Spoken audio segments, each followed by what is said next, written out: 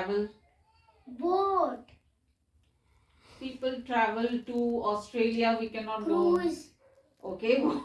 It is big. It is, yes. In school, where are books kept? Almera. We play with a thing. It is like a hockey stick, but it is not a hockey stick. It's like we play with a ball and a thing. Of Three. from Beer. bear. Okay. The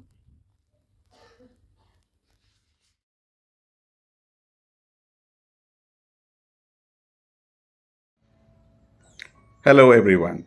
Today I'm in conversation with Nina Raquel Matthew, the founder of Mind and Me. So, my first question to you, Nina, is that there are so many centers across every locality in India. So, what prompted you to start your center, Mind and Me, and how is it different from the other centers? Thank you, Matthew, for the question. I started this center in 2016. After teaching for more than 2 decades, I realized that I've been repeating the things over and over again. And the children were doing well, but at the same time, the skills were not happening. It was not being achieved by the children. And that prompted me to start my own learning center where I focus on communication skills, reading skills, writing skills, life skills. Thank you. That's beautiful. In the concept, the NEP has been released, and in that context, they are talking about experiential learning, joyful learning. But the actual reality is far from that. We find that there is so much of academic pressure, and teachers, due to their syllabus completion and other problems, have to rush through syllabus. In that context, how are your classes different from that? Can you show us actually some of the activities that you do? How does it help in reading, writing, or even maths? Well, I have a lot of activities, but to start with, especially in the classroom scenario, I have a few activities, selected ones, because when I wanted to share it over here with you, I had the ratio in mind.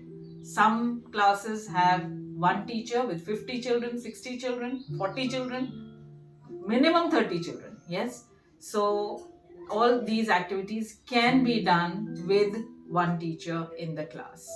So let's begin with the power of chits. Now, these are chits for language development, and the color actually tells me in the class whether I need to do this topic with them, that topic, whether it is an open ended question, whether it is a role play, whether I have to improve their vocabulary, or there are concepts of verbs, nouns, and different grammatical aspects which will enhance their communication skills.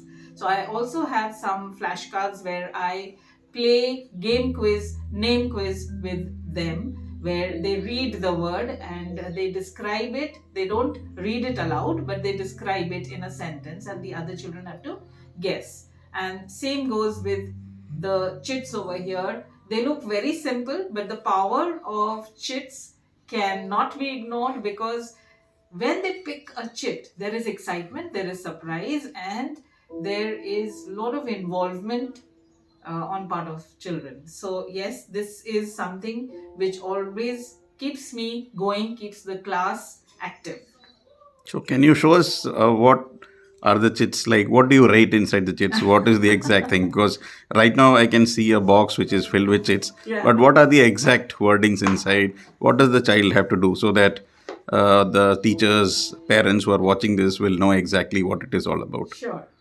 For example, the orange one is something like a role play, or suddenly they have to act out and the other children have to guess. So it's the simplest one, and children most of the time act like a doctor.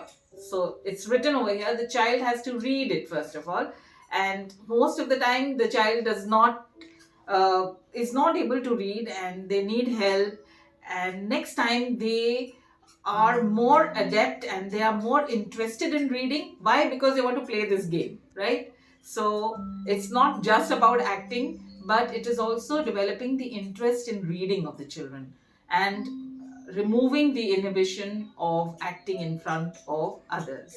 So yes, act like a doctor, so they do like this, or they have the stethoscope, or they use the injection, or any kind of action. So these are the orange chits which prompt them to act.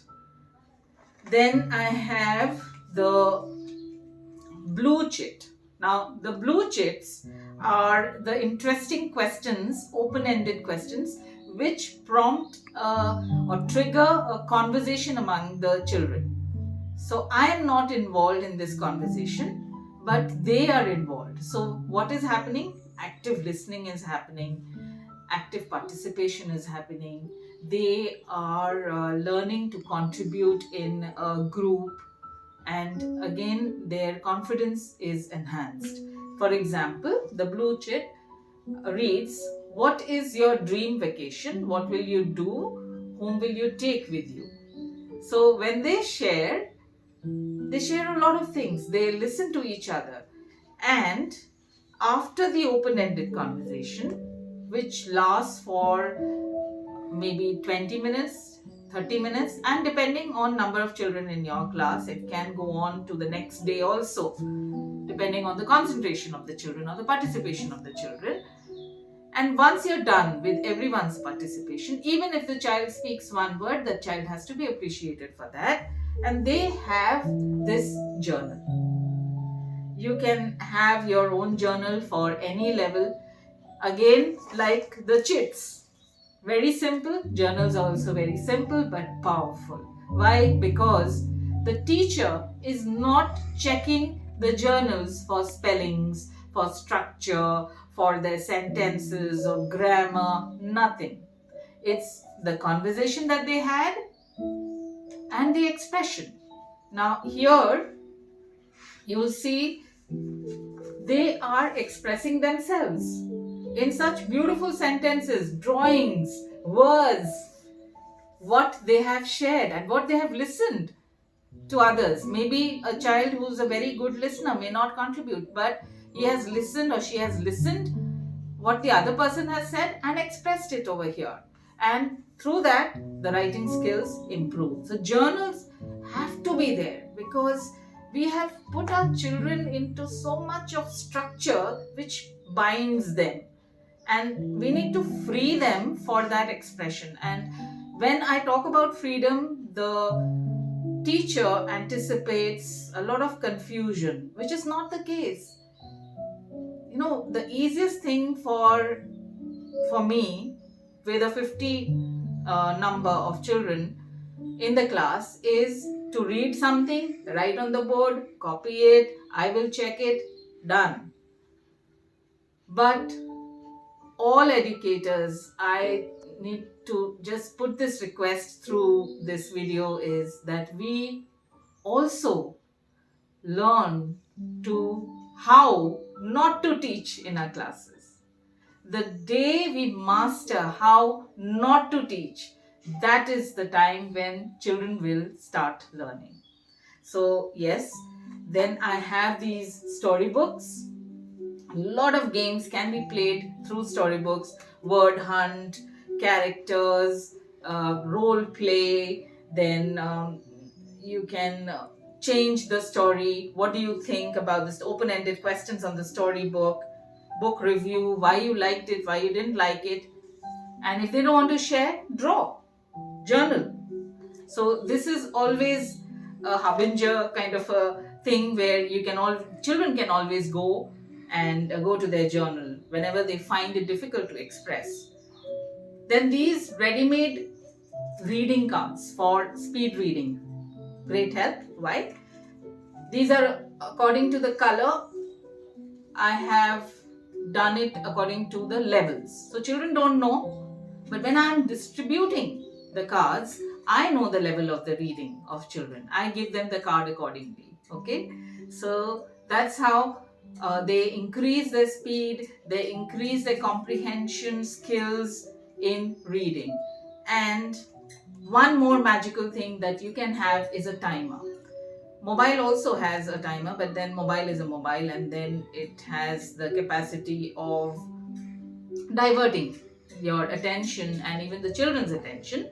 But a stopwatch would work wonders. Now, your time starts now. That is a wonder statement for them to complete their activities. And I have a lot of reading cards, language quizzes, where immediately, I have 10 minutes, 5 minutes, I immediately go into those language quizzes to enhance their language skills. And many more games are there, but Yeah, I have seen the kids coming all excited. They never want to miss the Mind and Me class, even if they're sleeping or they're even ready to forgo their games for this. So I can see something on maths. I think that also will be helpful if you could show. You have a board. yes. Yeah. Maths, I have a lot of other things also which are not included today. I thought I'll just share about the language. So this is the disc that I have, and this pivot over here, they need to just move it like this, and wherever it points, whether it's 0, plus 0, or minus 1, or plus 1. So it starts with the levels. If you can see the levels, the green level, yellow level, pink level, it's like different levels of the game. So I ask them which level they want to play. And the concept starts from here for 5-year-olds or 6-year-olds about addition and subtraction, especially with 0 and 1. Starting from 10 plus 0 or 5 plus 0, it goes on to 99 plus 0, 499 plus 0, 699 plus 0, or 1000, and they love it. They love these big numbers, but they're not writing. They're not in school. Also, we need to make them write, but orally they should understand that anything plus 0, anything minus 0 is the same number. So that's what this disc does. Same with the 4 operations. So this disc, basically, it focuses on the 4 operations, the time and measurement, that is distance and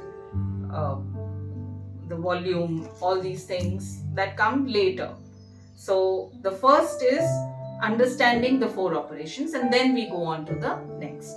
And likewise, I have other elements and things which enhance the number skills, which I have not put over here, Matthew. So we can have another session on number skills. But yes, like this, I have another disc for language also, which focuses on question words and how to make questions, how to make sentences, how to think in different ways. So there is a pivot and which can be rotated, and likewise questions can be asked for the involvement of the children. So the entire activity that is done over here focuses on holistic development of children.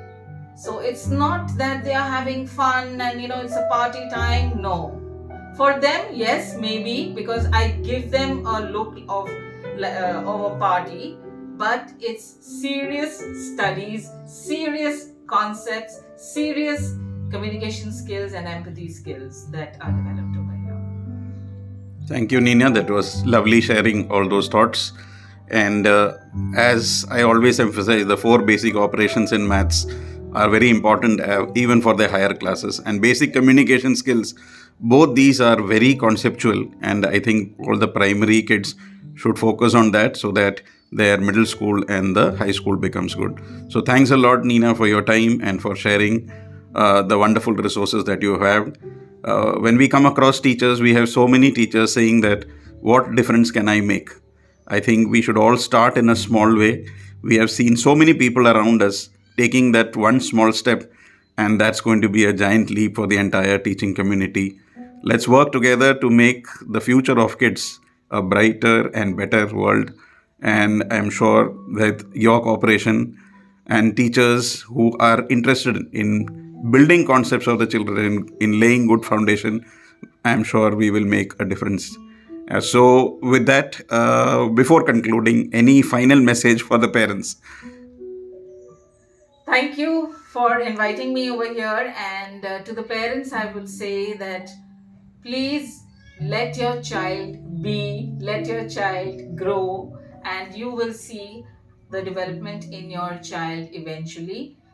Don't focus on the numbers or the marks, but beyond that. See how your child is growing as an individual. What are his or her communication skills? Is he kind? Is he grateful? Focus on those skills of life, because that is where we are lacking. So, all the best to you. Thank you so much, Nina, and all the best for your future endeavor. I'll be posting the link of your center in the group description so that all those who are interested in knowing more about this creative center of yours can know more about it. Thank you so much and have a good day, all of you. Thank you. Your time starts now. जितना मर्जी